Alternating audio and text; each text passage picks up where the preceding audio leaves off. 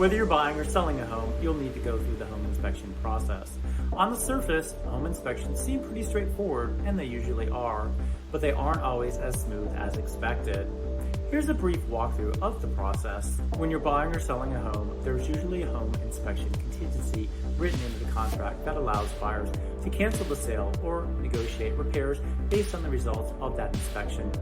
The contract will dictate a time frame when the inspection needs to happen. Homes are complicated structures that tend to hide their flaws well, so home inspections are always recommended for the buyer's protection. In Georgia, we call this period due diligence, and the buyer can walk away for any reason within this time frame.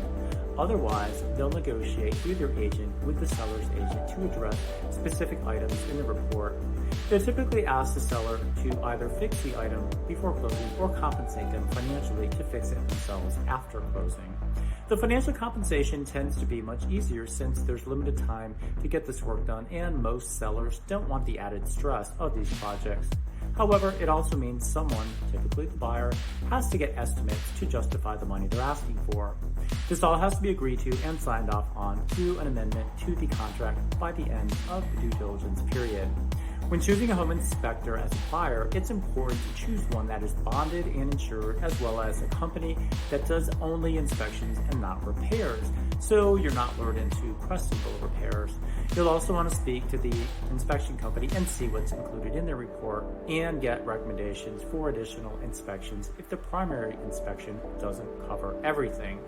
Note that in Georgia, there is no licensing of home inspectors, so it's wise to pick a company that follows ASHI standards set by the American Society of Home Inspectors, and all of whose inspectors are ASHI certified. The buyer typically attends the inspection. Having these discussions with the inspector in real time tends to lead to a more in-depth information about the home than what you'll find in the report, and you can ask questions along the way. After the inspection, the buyer gets a detailed report of everything the inspector found. Some people get hung up on the number of items, but it's important to remember that it's not how many issues are listed, but how severe the most egregious ones are. Items are typically classified into categories such as safety item, major repair needed, minor repair item, and keep an eye on this. It's also important to know that the older the house is, the more things are going to be wrong with it. This is the reason some sellers preemptively get their own inspection done and address issues before the buyer inspects. I always tell buyers to maintain their homes as if they were going to sell tomorrow. Then there's no list of projects to complete because they've kept the home in tip-top shape.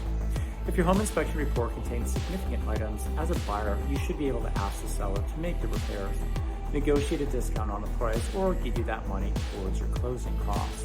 A good rule of thumb is to ask only for repairs to major damage, not normal wear and tear. Ultimately, the buyer wants to make sure they're getting the home they saw when they first fell in love with it, and not take on a set of unexpected major repairs. Home inspections can be complicated, but if you hire the right agent, the process should be straightforward and simple for you. Thanks for watching.